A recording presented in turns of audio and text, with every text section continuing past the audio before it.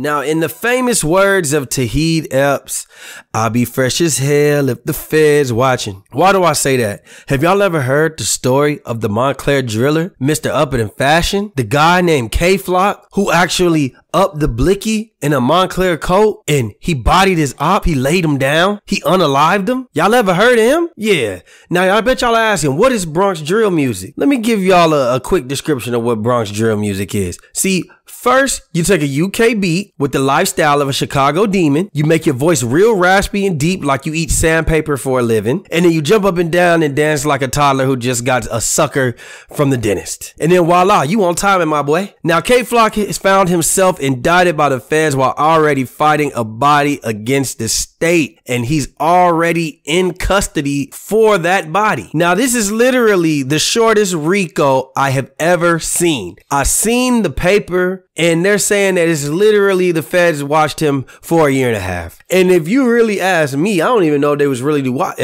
watching him. I think they was just looking on YouTube because K-Flock and the rest of the Bronx drill artists are the biggest self-snitching rappers I've ever seen in my life.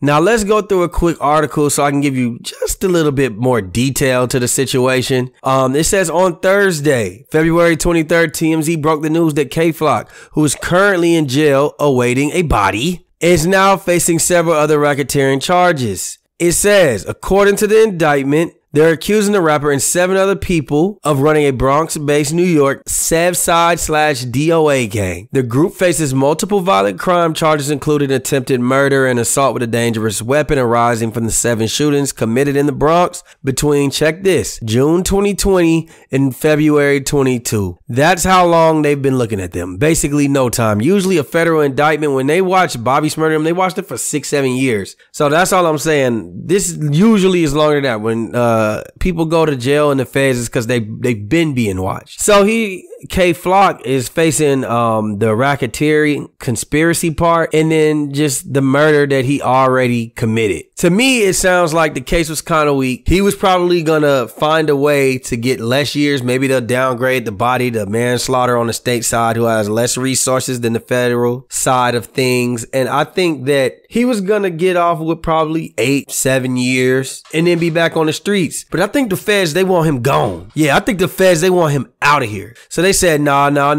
let us pick this up and we'll handle this. So basically, now he's facing a life sentence. Now, we all know the story, K-Flock. He was taking a daily stroll through New York City while he was babysitting his little sister. Why his parents would ever leave an innocent child with a demon like that, I do not know. But as he's walking past the barbershop, a Hispanic man named Oscar Hernandez, he must have smelled the gun smoke from inside the barbershop and said, ooh, K-Flock's around here.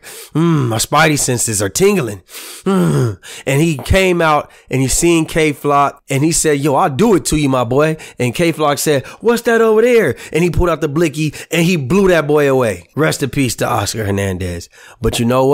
You met your match that day. That's just really what it is. A lot of people think, hey man, can't no rapper do this to me. He's just a rapper. And now look at you, man. So we don't condone that type of behavior. And you know, maybe if this was Georgia, like where I live, or Texas, Florida, maybe things could have went different, but they didn't. And now he's facing a gun charge because of that, because you cannot have a gun in New York City, and he was under 21 years old. So K-Flock, he turned himself in December. Now, K-Flock's attorney, Jeffrey Lichman, has released a following statement about these new federal charges where he says he's not surprised, and he's been fighting Kevin's state murder charge for over a year now, and considering the shooting was a clear act of self-defense. It wasn't a particularly strong charge.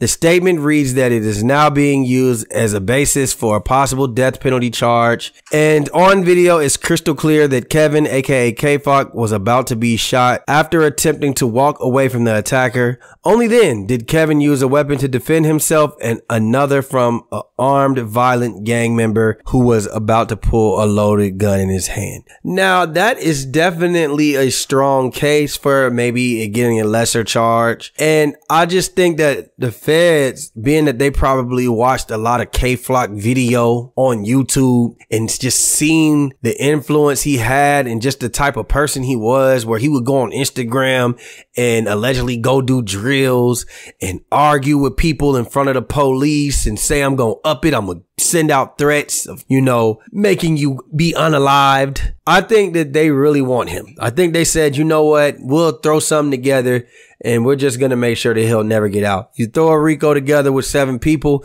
somebody's going to snitch. Somebody's going to tell on everybody. And now people are going to go to jail. So now basically the moral of this story is, kids, leave the gangs alone. If you're going to rap about the UK drill scene and the New York drill scene and all that, leave your for real lifestyle out of it. Just lie. Don't put a name on your gang. That's how you get caught by the feds. It's a lot. Anyway, man, y'all let me know what y'all think about this situation, man. Like, share, subscribe, comment, hit that notification bell. Appreciate everybody on TikTok showing your boy some love. I got some videos going up. Make sure y'all do that for me, man. Subscribe to the LaFlare Lounge on TikTok. And we out, baby.